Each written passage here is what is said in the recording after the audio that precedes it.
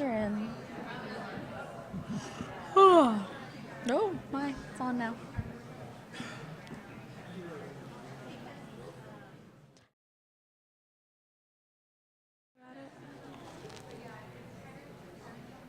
Yeah, I guess we should get started. Hello. Hi. So welcome. My name is Jessica. I've been cosplaying I've been collecting for about 5-6 years. I am a Doctor Who cosplayer. I know there are some other Doctor Who people in here. Yes? Yeah? I saw a couple. I focus primarily on screen accurate pieces. So screen accurate as in it's the same brand, color, everything as Rose Tyler wore in the episode. And have been lucky enough to weasel my way into the BBC to get a bunch of interviews as well as have lunch with a costume designer on Doctor Who, for the Tennant eras. So that was very lucky. Hi, my name is Tors Webster. I run a company called Odd Togs in the UK. I'm a costume designer. I do replica pieces and original design. I'm also a character actor. I perform. I work with a group called the Galactic Knights, and I'm their costume clearance officer. I do all sorts and pretty much will sew for food. So yeah, that's basically this is my life. This kind of thing.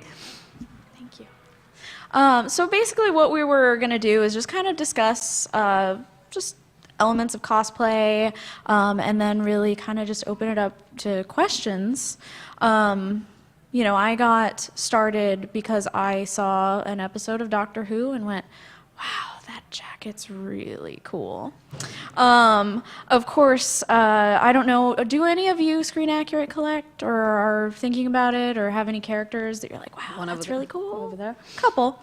So Yeah. I won't talk too long on it then, since it seems like there are a lot of people that are more in the make your own kind of thing. But for screen accurate collecting, it gets very interesting and it's incredibly competitive, and you have to have more patience than anyone should have when it comes to buying clothes. More money and sometimes more sense as well. Yeah, and you kind of have to throw that common sense of, oh, it's a T-shirt. Should I really be spending that kind of money on it? Right out the window. Exactly. Right answer over there. Yeah, with screen accurate, yes is the answer.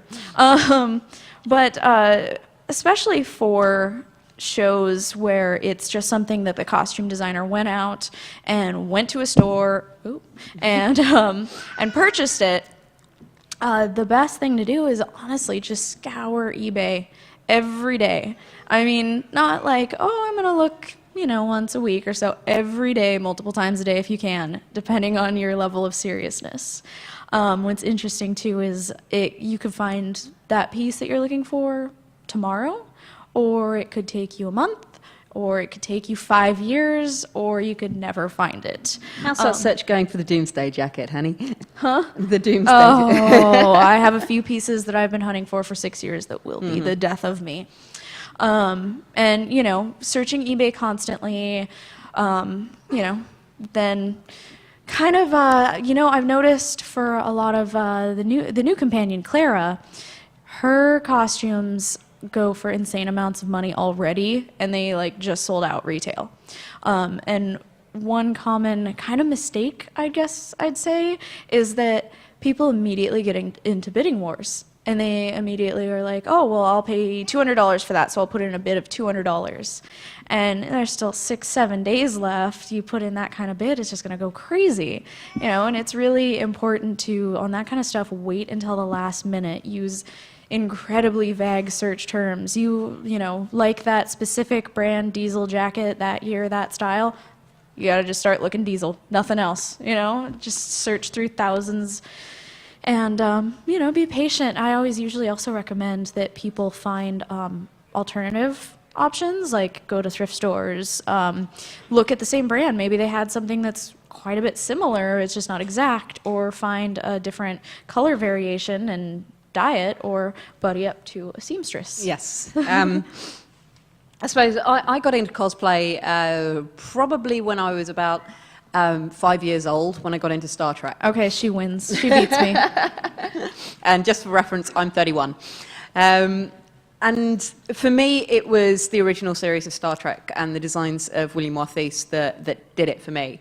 And I saw that episode, Mirror Mirror, when I was about 8, and it took me another 12 years to actually get to a point where I could make that outfit without being, like, indecent, I suppose, for a child.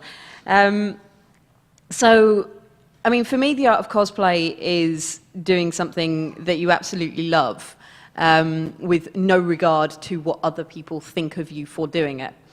And that's a lot harder than I think it should be in this community. I mean, we've got a lot of positive things now going for us, like cosplayers not consent, and cosplay it forward, which is something I absolutely love. I'm going to go into that for a minute. Cosplay it forward. If you see someone whose cosplay you love, tell them, and that's it. You know, you love that piece. That's really great. End of.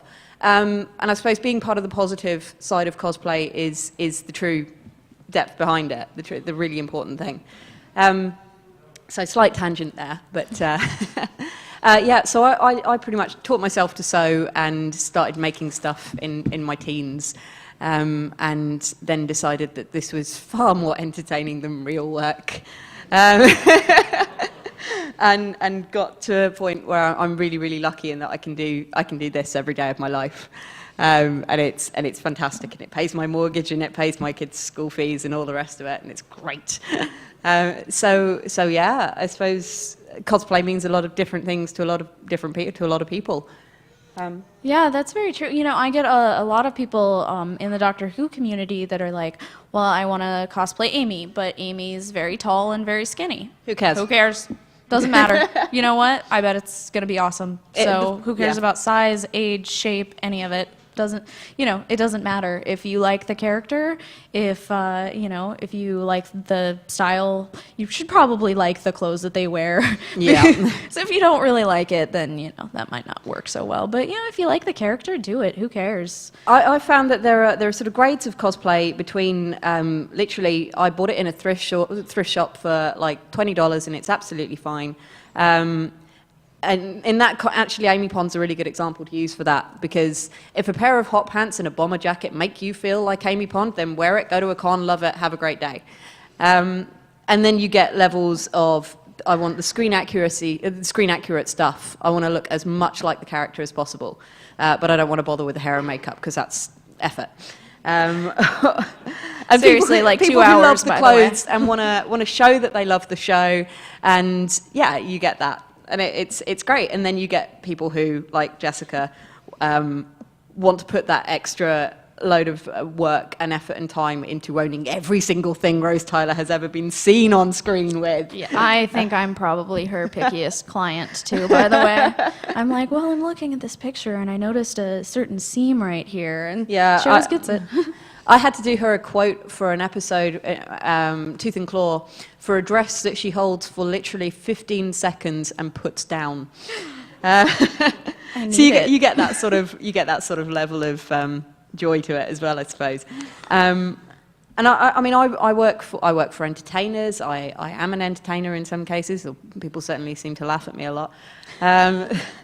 So it's cosplay. Yeah, it affects every aspect of this community. I don't think you can really be a geek now without without at least being aware of it. Even if you don't do it, it's become such a massive part of the community over the last 10 years. Yeah, and like kind of we were talking about too, it's all about that positive attitude. There have been times in the past where, people might get jealous or be critical, and, the less attention you give them, the more they'll just go away. Just positive attitude, have fun with it. It's taking it seriously to a point is fun, but I mean, it's Halloween. It's adult dress up, and it's awesome, Let's just say what it is, and it's totally fun, and it should be fun. And, there's a lot of stressing out that goes on with cosplay, and it's going to happen, but always keep in mind that it should be fun, too. Yeah, bearing in mind I was very realistically looking at the possibility of finishing this on the plane over here. The night before, sitting there going, well, it needs more stuff, throwing onto it. So I suppose questions, comments, anything, I suppose this is more down to you rather than what we think of it. So Yeah, absolutely. anyone has questions, the microphone is there, or just wave your hand and I'll shout at you. And also, you know, I would like to know your kind of opinion as a costume designer on, you know, what kind of things you need from people, the time periods to expect, that kind of thing, just so people kind of know if you're not making your own, what should you expect? Yeah. Money, time, quality. It always comes down to those three pieces. And generally you can get two sides of that triangle right. If you want it fast and you want it cheap, don't expect it to be great. The thing I have the most problem with is people sending me the measurements that they wish they were, as opposed to the measurements that they actually are. She doesn't judge. Trust me, she doesn't judge. Don't care. It's very much so. I suppose embracing who you actually are before you look at being somebody else is a good start to it. There's loads of different sewing courses around the world. There's loads of tutorials on YouTube for how to make stuff. If you've got a great idea of how to make something, if something has worked particularly well for you, film it and stick it on YouTube and share it for other geeks, because there are loads of us out there going, how in the hell am I supposed to make those stand up? Yeah, very true. And just I run a few cosplay pages, all based around Doctor Who, of course, because that's my obsession. But they're all like Rose Tyler costuming and collecting, Doctor Who costuming and collecting, and just name, character, Amy, add, end, on. And what I always ask of people too is if you're walking in the store and you find a jacket where you're like, hey, that kind of looks like this one, take a picture, post it, tell people about it. Yep. Because that is so helpful, especially if you're like, I can't afford $700 for a jacket. Hey. And then, Oh. yeah, go for it.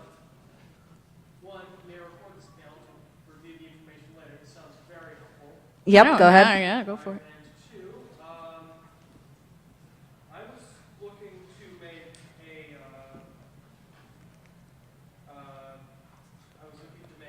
a pouch to serve as a holster on my cap. Okay. I'm looking at the design, and I know I have to swap around so it's not inside the cap. Walking in these crowds like that. But I'm still looking for a blaster that'll fit, but how do I make it?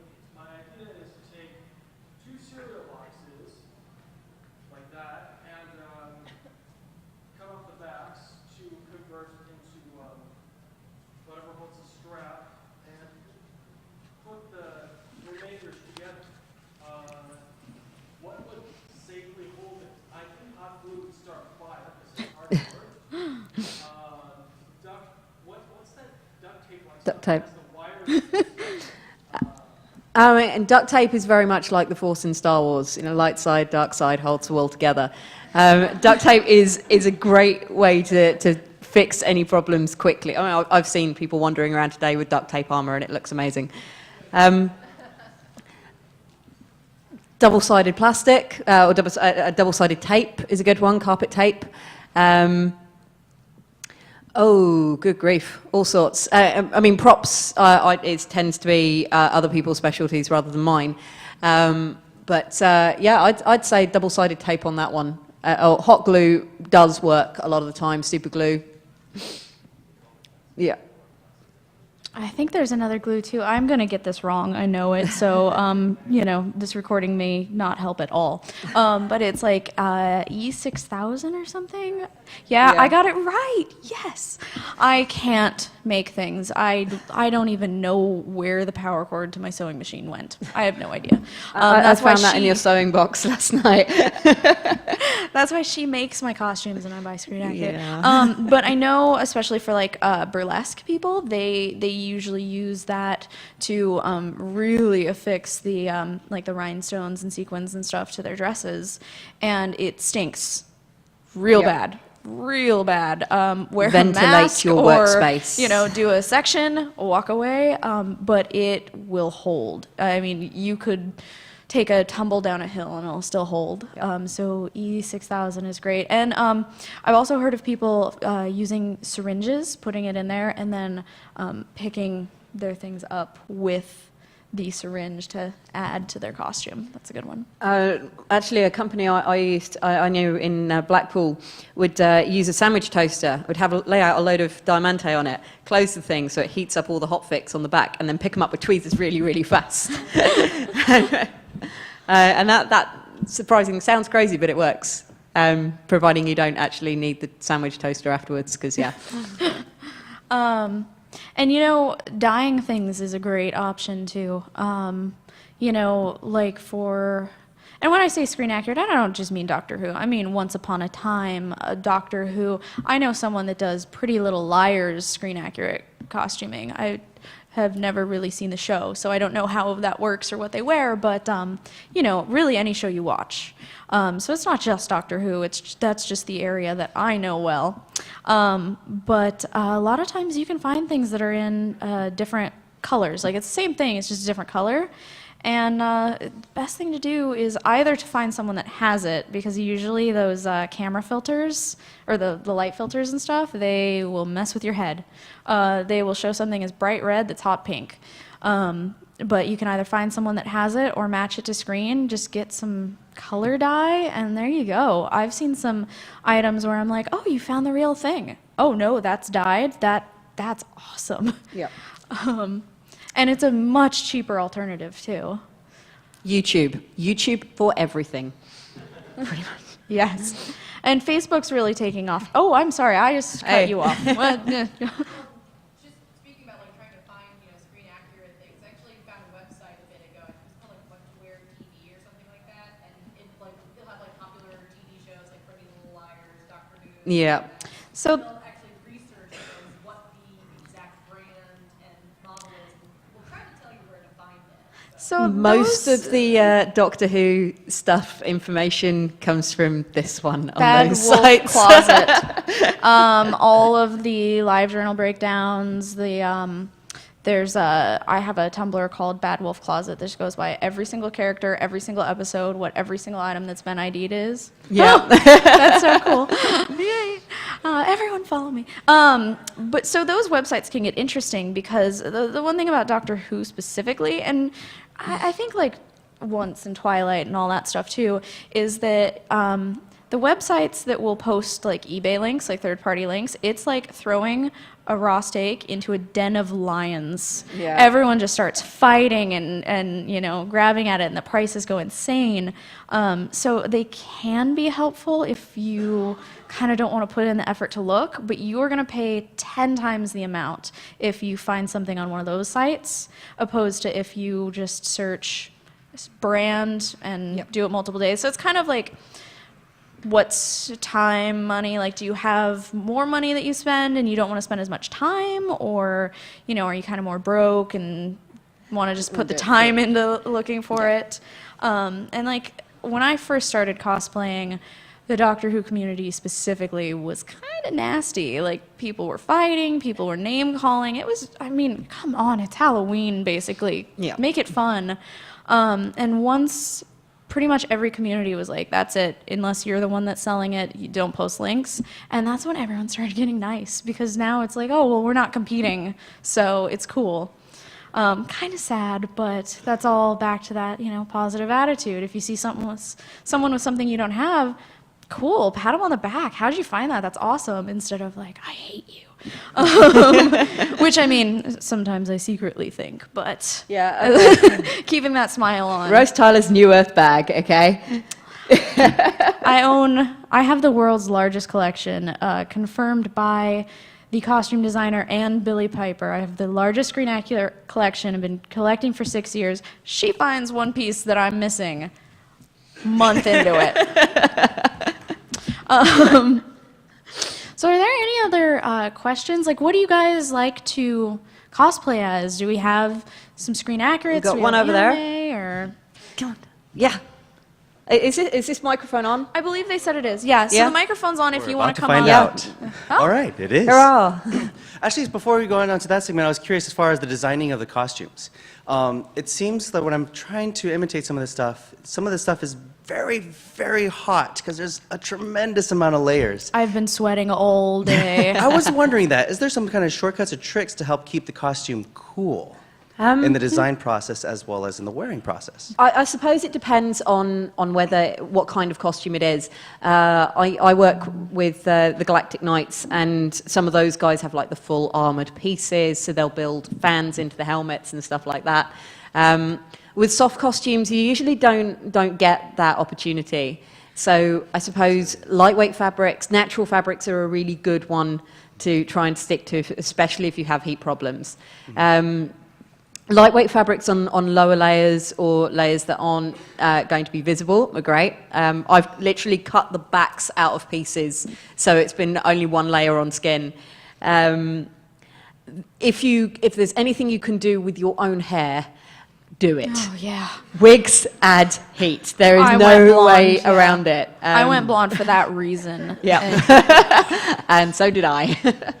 But so I suppose looking at the time of year for the costume you're wearing as well, my husband is actually one of the UK's Jon Snow cosplayers.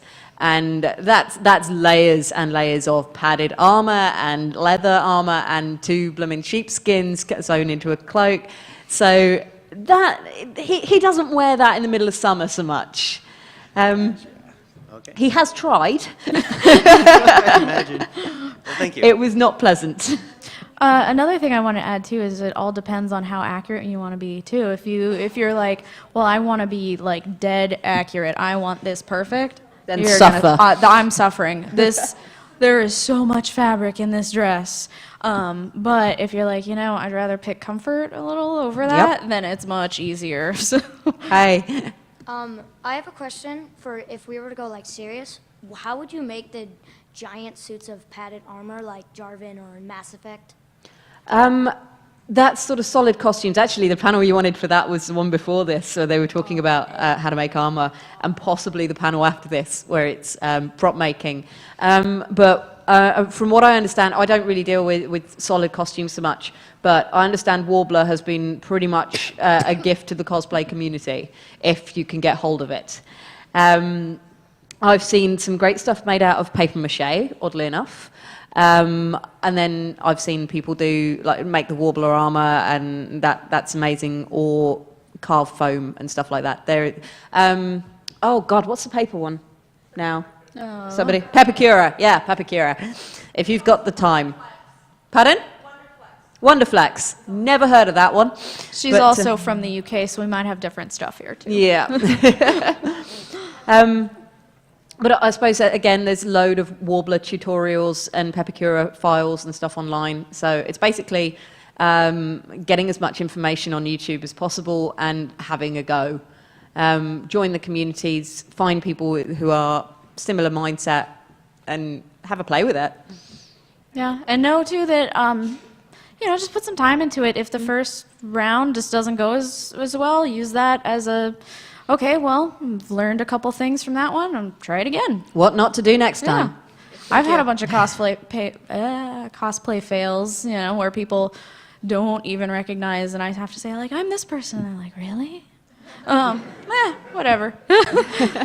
Next Hello. time. Hello. I had a question about turning your passion for cosplay into a business. How did you start doing that? Did you build it up slowly? What are your main ways of generating revenue? How much time do you put into it every day? That sort of thing. I mean, I'm really, really lucky in that I've got an amazingly supportive husband. My parents are great, and so I've managed to. I have my own studio, which is a massive help. Having your own workspace that is away from kids, family, everything else is really important. But I've also made costumes for years at the dining room table. I suppose I started doing bits and pieces for free originally, and then going, I'm putting so much time and effort into this, and I'm having to deal with this person. Why the hell am I not getting paid for this? And I suppose it started from there, and people saying, well, you know, can you make me this? I'll pay you this. The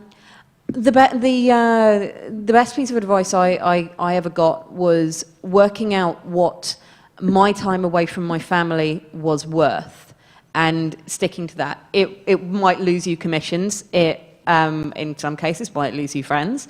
But it's important to remember that you're doing this for a reason, and your reason is usually your family or what you want to get out of your, because it is a job.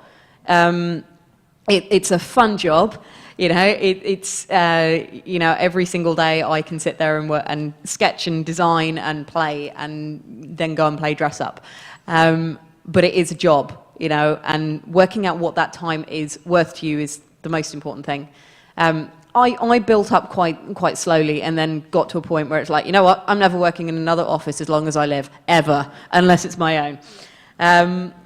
And I pretty much quit my job and sort of jumped into it.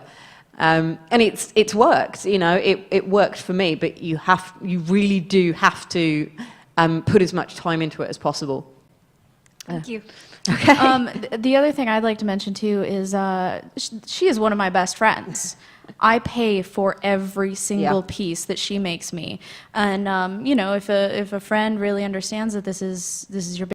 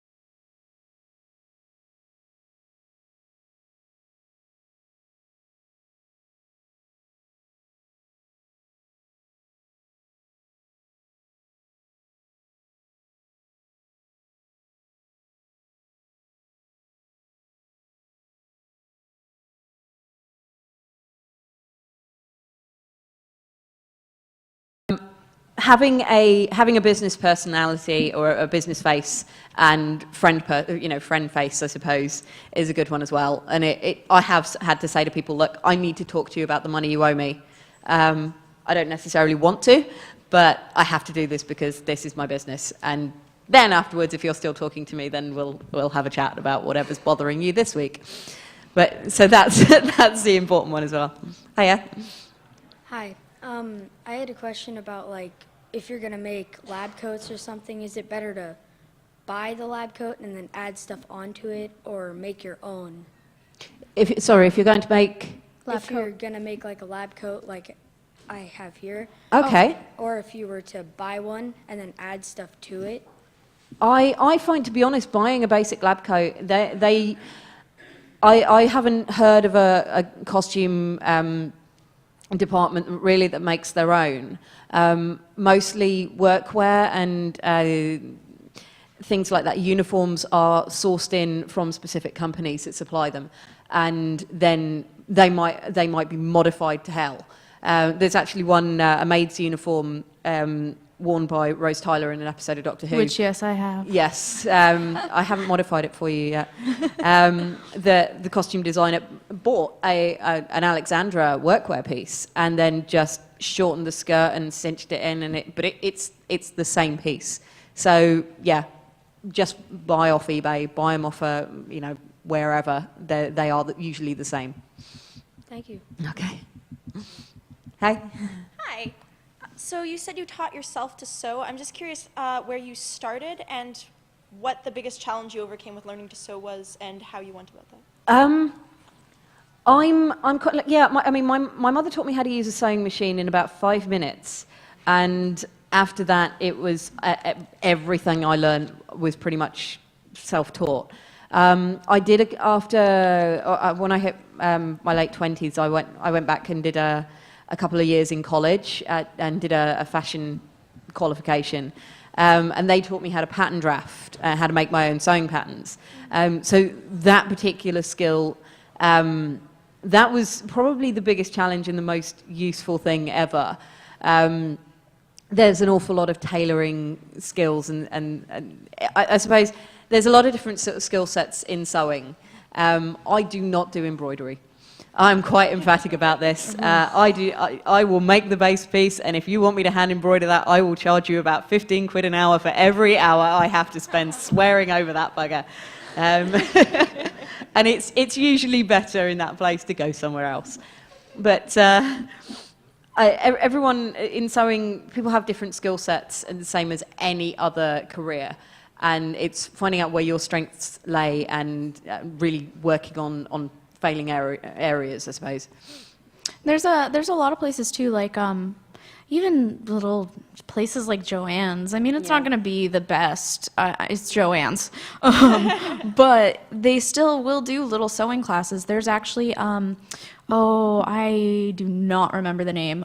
There is a little tiny fabric store up by Honey Hole, QFC, all that. Okay, yes. Yeah, they offer really cheap sewing classes. Yep. Yeah. Also, if you're a University of Washington student, or I'm SU, so I'm actually right by there. yeah, well, SU is also invited during the Jones sewing club, and they do instructions over the summer. Oh, that's really cool. Quality sewing and vacuum also. Interesting. All right, thank you so much. Okay.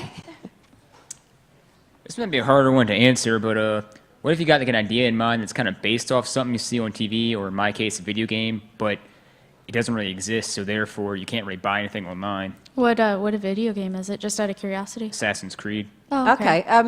A bunch of my friends actually do the Brotherhood in the UK, and one of my I absolutely adore her because she does my Dorothy. She has her own original design assassin called Bexio, and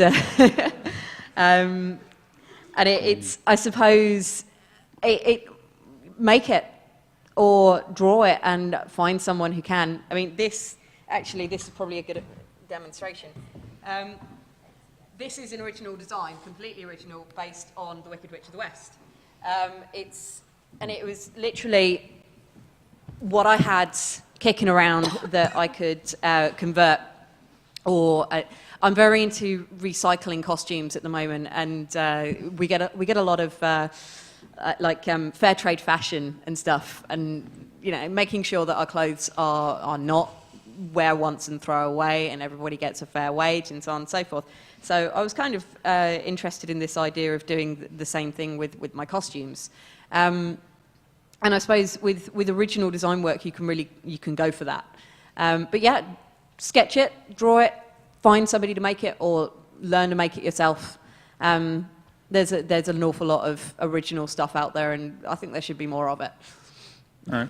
Thanks. And also scour thrift stores. I mean, you might have to rip things apart and put them back together, but just start scouring thrift stores. Every time you're near one, go, I'm gonna pop in there and check things out, see if there's anything you just tear apart and combine. All right. Thanks, guys. Okay. Hi, so I'm making a gun for a costume I'm doing right now, and the way I did it was I cut out foam, like sheets of it, and like put them together. Yep. And then I put paper mache around it to harden it. Then I researched online of like other ways to like make it better and harder. So I found that lots of people who are doing that kind of method would use gesso, and then it would harden and be fine. But mine seems to be cracking, so that method my method doesn't seem to be working for me. Do you have any other ideas of a way I could harden it, or would paper mache just be fine if I I think actually asking the props guys up next on that Oh. one. Yeah. Okay. They should hopefully know, because I'm absolutely rubbish with props. Me too. I have attempted, everything, Okay. I have failed epically, and now I just pay other people. Okay, thanks. No worries, sorry I couldn't help. Yeah, right after this, though, it's like beginning props or something. Beginning prop making, yeah. Actually looks kind of cool. I might Hiya. stay for it. Sorry, thank you. So I have and I'll just use one of the builds I'm doing right now that I'm trying to finish for Sunday, but I'm doing a weeping angel. Scary. Yeah. Yeah. Anyway, and so I'm trying to finish this, and I'm striving for screen accuracy, but with my strive to do everything myself and to make it as screen accurate as possible and yet as much myself. I mean, what, as far as like striving to be, like trying to make as much as you possibly can yourself and trying to be screen accurate, like what can give, what should give, or what do you think, like, I guess? I've always thought that the wings are one of the most important parts of the Weeping Angels, because they're those big, crazy, scary things. And you know, there's still been good ones out there that have smaller wings, but to me, what sets it apart is if I see a big old set of wings, I'm like, that is Like- so cool. So mine are, we'll use mine like as an example, so mine are proportionate, because Nice. Yeah. screenshots, all that good stuff. I'm gonna be so creeped out if I see great you. tutorials Sunday. I'll be trying to freak frack out of people. Anyway, I don't know if there's children in the room. Sorry, but as far as like going from, I don't know if you've had this, but turning fabric into something that looks like something else, like fabric into stone, or I actually have seen photos of an amazing Angels cosplay. I think it was at Dragon Con a couple of years ago. And she's done tutorials on Is that everything. pen wiper. I'm rubbish with names. Okay. I'm thoroughly awful with names. But like kind of like where would you break, I guess, in the building yourself versus being screen accurate, or you know, paying someone else? I find making the signature. If you want to make the whole thing yourself, then great, go for it. If you really want it to be the best that it could be, and you don't think you can quite hit that level that you personally will want to wear, then yeah, maybe look for somebody who could do a commission piece for you or whatever. Personally, I'm all in favour of DIY. Okay. So like go out with your guns blazing. Exactly. Yeah. Okay. If you love what you've done, and there's nothing quite like being able to say yes, I made it. This is one of mine. That's one of the best feelings about cosplay for me. And I think that's one thing too, where it's all based on personal preference too. Yeah. Like, you know, something like, for example, the wings are the things for me. Well, that might not be the same for someone else. Someone else may have a different thing where they're like, oh yeah, the wings, whatever, it's this part. So I think it's just kind of making it until you're happy with it and assessing your skills. Like if you want it to be super screen accurate and you know, like, oh, I can't stand doing this part, well, then you might want to pay someone for that part. But, you know, just kind of finding your own personal level. Yeah. Just as long as you're happy with it, really. And you're going to scare someone no matter what. Someone could just put a Weeping Angel mask on and just wear like a hoodie and some jeans, and it's still going to scare someone. So. Cool. Thank you. No worries. Hi. Hello. Okay. So mine's kind of a simpler question. As far as like making things for your legs, like whether they're on your knees or where you're wearing like you're making your own thigh-high stockings or something like that, what is a good tip of how to keep them up other than cinching that elastic as tight as possible? Body tape. Really? Yep. Good body tape. Yeah. I've done all sorts of. I mean, I'm a Slave Leia cosplayer in the UK as well, and that thing is taped to like you wouldn't believe. Yeah. There's also the stuff called it's called Stickum, and it's usually used for like athletes for like golfing, tennis, stuff like that, to put it on their hands to make their hands a little grippier. Well, I was actually reading up on it for not even cosplay purposes, just for something else, and people were saying that they actually will use it in areas where maybe tape would hurt a little, to kind of give a little reinforcement, but it's something that will wash off or you can kind of pull at and it's not going to actually hurt you. Yeah. I'm kind of sensitive with tape and Band-Aids and cry like a little baby if I have to rip a Band-Aid off. But yeah, it's just called like Stickum.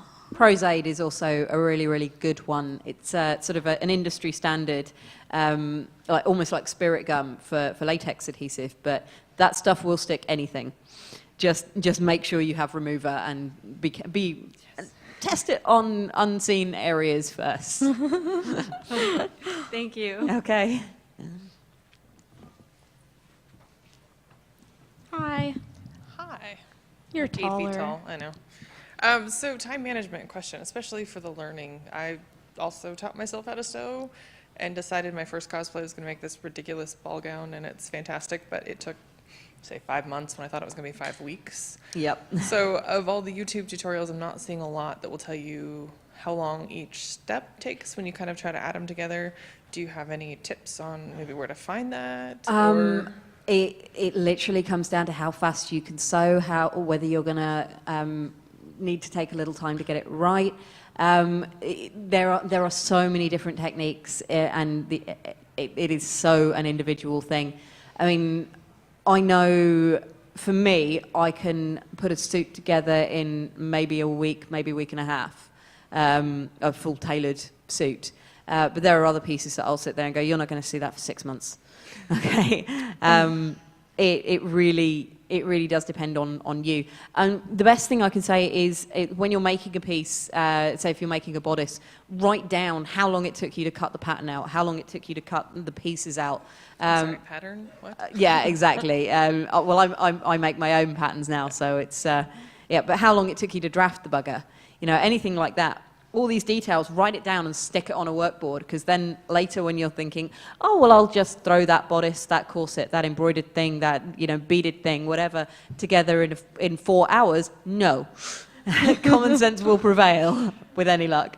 And also for, this doesn't necessarily apply to just yours, but anyone that's ever ordering a piece from a costume designer. I mean, if you order something from one of those Chinese websites, you're probably going to get it in a couple weeks, but it's not going to look very good. I've had my share of horror stories with those. But if you're buying something from, like her here, time. You know, Yeah. you're not the only order that they have. They have to make a living off of this. Be wary you know, that- you yeah. can't go, like, I know she's had some people that are like, oh, I want this item for a convention next month. Well, if I can fit it in, then you'll have it. But I've got this wedding dress that I had Yeah. ordered 6 months ago that kind of takes priority. Yeah, and so like I have a couple pieces that she's making me for Gallifrey. Gallifrey is not until next February. I've already started putting down deposits and going, okay, I need this for this date, because a year, I know she can get it done in a year, and I don't have to be like, hey, Taurus, are you doing it? But yeah, planning out that time. A lot of cosplay stuff. There's a lot of procrastination tendencies, and then you see right up till like the last few days of con, people are like, I'm not finished. I have to toss this cosplay. I can't do it. Yep. If you know that you want to do a cosplay, just start on it. You know. Yep. Just start on it. Just order it. Start making inquiries. Sorry, we're not super Hope detailed. that helps. Thank you. Okay. I have 3 weeks to finish the cosplay I'm about to ask you a question about. So I am also making a giant skirt, but it's an open ball gown skirt, and I have to make my own hoop skirt on the inside of it because I have not been able to find inexpensive hoops. So if you have any suggestions, if you have made a hoop skirt before, just letting me know. I actually specialise in historical costume. Okay. I do corsetry and Victoriana a lot. My entire wedding I'm just going to looked like add a side note, Stardust. too, that we'll have cards for her, too, if Yeah. anyone had any questions that they can't get answered Yeah. fully. So Talk to anyway, me. Sorry, keep going. Sorry. So yeah, if you say it's an open front. It's an open front because you have to be able to see the red underfacing. It's black on the outside and then red underneath. and Right. so you can Okay. see it. Okay. So you have something covering your legs, or you have like a. I'm going to have tan stockings. Okay. So like a burlesque piece in that case. Yes. Right. Okay. Bustle pads at the back, Bustle pads? basically. Okay. Yeah. But part of also the thing is that this character, she rips off her skirt and like into magic. Well, she doesn't rip it off. She just magically What's the disappears. character? It's Princess of the Crystal from Wadu Penguin Drum. It's an anime. So, Okay, that's not going to be one I'm Yeah. going to know. But I've done tearaway costumes before. Okay. For I did a little fashion show thing based on Dracula. So my Lucy Westenra had like a full-length Victorian dress that literally ripped away on one side. And I suppose, get your foundation right before you do anything, before you cut the skirt, before you look at anything else. Get the foundation right. Okay. Because if you, the thing I see a lot, I suppose, is with things like Belle and Disney cosplayers, where they cut this absolutely beautiful skirt, and then they go and find a petticoat or they go and find a hoop skirt to go underneath it, and the damn thing won't fit. Yeah. Or the hem is now 6 inches off the ground, you know, and get the start at the foundation and work outwards, because that way you know it will work. Okay. And we're almost out of time, so if we move quick, we can probably finish Lightning round, those go. next 3. So I had one more question too. Okay, go ahead. I'm making also for the same costume. I'm making Elizabethan cuffs for my arms. Okay. And they're huge. And I've only had 2 ideas, and I was just wondering if you had any other ideas how to make this. I was either going to take like a very plastic material that they make reusable grocery bags out of, or use oatmeal cylinder boxes to do it. But for Elizabethan stuff, it's heavy duty netting and fold it. Okay. Fold it and pin. Fold it and pin. Well, it's really fold it and pin. thick, so I don't. It's not as thin as like an actual Elizabethan cuff. It's like Okay. taking an Elizabethan cuff and like making it ×4. Okay, I think without actually looking at it, it'll be a bugger. But find me on Facebook. yeah, find us afterwards, and we'll give Yeah. you one of her cards. Okay. Thank you. And then if we move quick, we can probably finish up these last 3. Do you have any advice on pockets, or I've got cutout pockets like you'd find on cargo shorts. Yep. And I need 2 straps for each of these pockets to wrap around my jeans Okay. for the costume I'm working on. Your thoughts? Well, you can get bag strapping and stuff like that to support. That's always quite useful. Otherwise, make sure it's going to be tough enough to carry whatever you've got to carry in it. Again, it's hard to comment without actually seeing the designs and so on. All right. What did you call the stuff? Bag strapping. It's like webbing. Webbing strapping, I suppose. And Okay. also, feel free to find us after and grab a card too, so that you can kind of email. Okay, I'll just talk to you afterwards because it's kind of long. So. Oh, go, no, go, go. Real quick. We'll do it quick. I'm a seamstress and a prop maker, and I wanted to know if you prefer to pay by rate or like by like give them a flat rate or just by hour kind of. I arrange a quote with every client based on how long I think Depending. it's gonna take.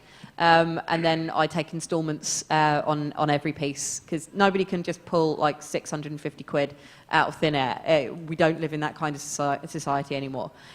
So yeah, that's generally how I do it. Arrange a fee, stick to my hourly rate, and then make sure I stick to how many hours I think it will take. Okay, well, I'll talk to you more about that. Okay, cool. Hi. Hi.